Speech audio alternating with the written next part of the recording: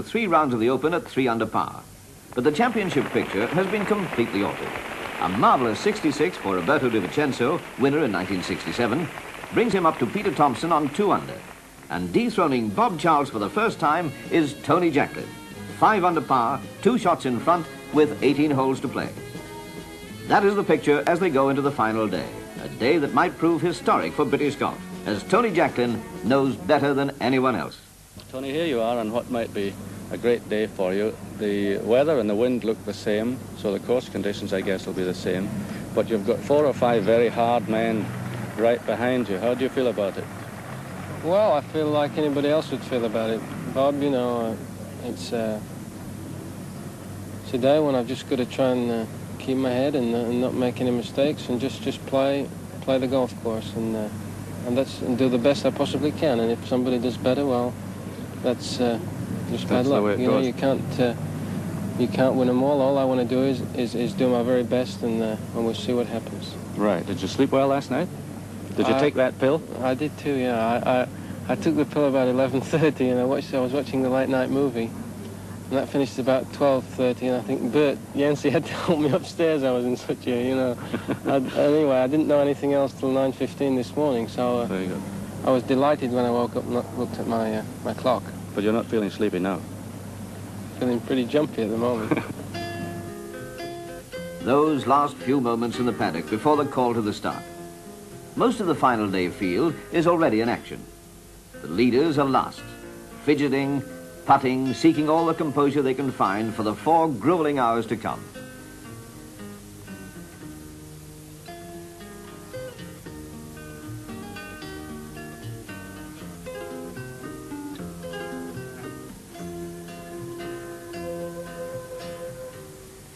Before we go any further, one of the least heralded American professionals ever to play in the Open.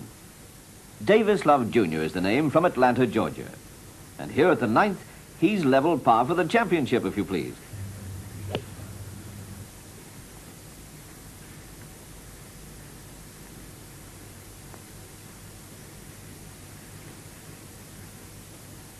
And here, still at the 9th, he's 1 under par for the championship. Now the hard men in pursuit of Jacklin. Peter Thompson at the 4th. He's missed the green badly to the left. Nicholas.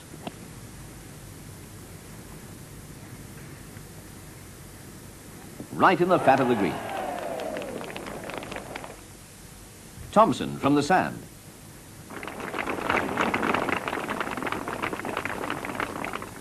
The Nicholas birdie putt.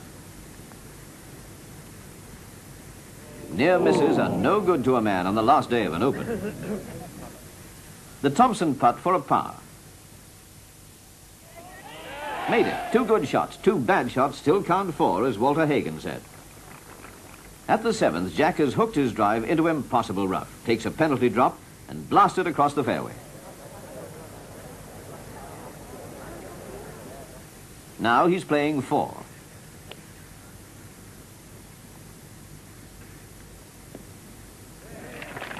And a handsome shot it is. Peter, short in 2, plays a half pitch. And that looks like easy birdie range. Nicholas to save his par. That's a lion-hearted putt.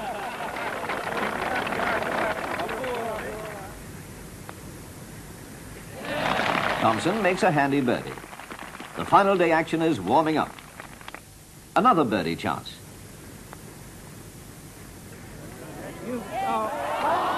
And that was like a kick in the stomach, Jack. He's made 2 strokes on par this half, and he wanted that badly. Yet another birdie chance at the 12th.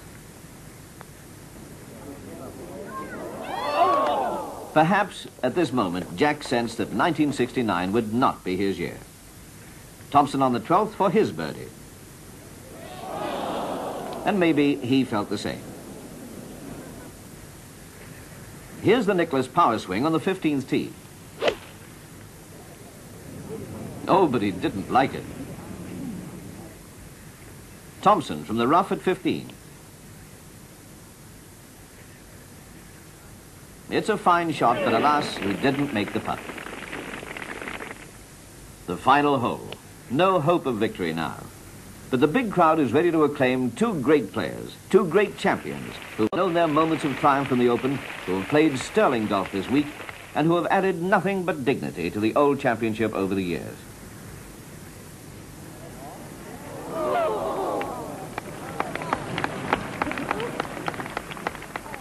Peter Thomson, 5 times champion, has played a marvelously smooth and consistent championship.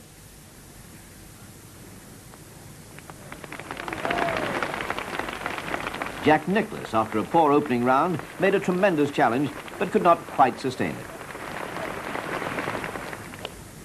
DiVincenzo and O'Connor at the 5th, 2 more of the half-dozen players who have their fists on the championship. That's Roberto's ball landing. 2 wonderful tee shots. O'Connor is 3 under par for the Open, coming to this green. DiVincenzo, 1 under. Christy O'Connor, birdie. Roberto DiVincenzo, birdie. These two are very much in the action, and it's becoming more tense. The last round of an Open can drain a man. O'Connor at the 6th. And at the 8th, 9th, misses like this broke the back of his round. It was not all disaster. He chips in at 14, but these men are running out of holes. When they get to 18, a par will give Roberto a round of 72, Christie a round of 74. And that's what they get, as well as a warm last green reception. O'Connor is level par for the Open. DiVincenzo tied with Thomson at 1 under par. But will that be enough? Charles and Jacqueline go into the fearful, fateful last round. Charles 3 under par, Jacqueline 5 under par. First hole, and Bob Charles has missed the green with his tee shot. But Bob is a super short game player.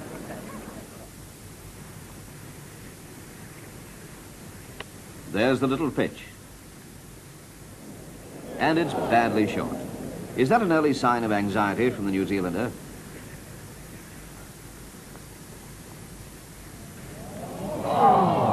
Jacqueline picks up another stroke on the very first hole.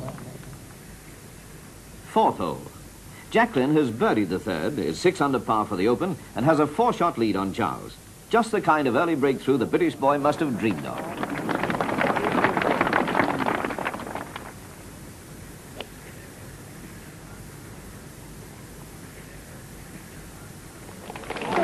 That one is short, a good 40 feet from the hole.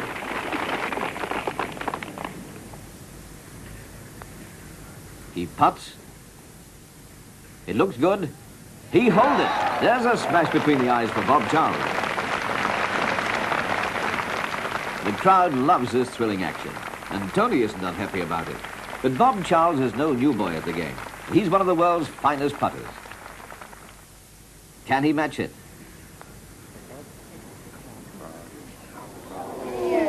He did everything but. Jacqueline 5 shots ahead. Jacqueline dropped a shot at the short 5th. They both made par at the 6th. Now they face the monstrous 7th, 553 yards, Lytham's toughest. The drive has to carry transverse fairway bunkers, avoid lateral bunkers, keep out of the rough, and be slightly to the left to offer any kind of target. The green is solidly guarded by mounds, ridges, and traps, and has a difficult entry.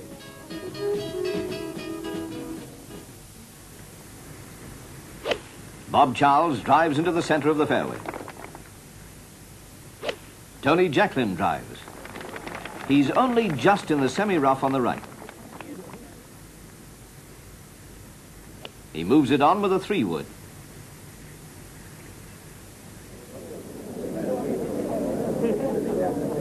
Trapped, short left, not easy to hit this green from that range.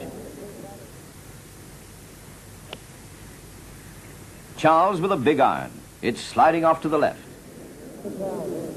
He's very wide into a horrible place. With the pin cut wickedly close to the bunkers, it looks impossible for anyone to get close.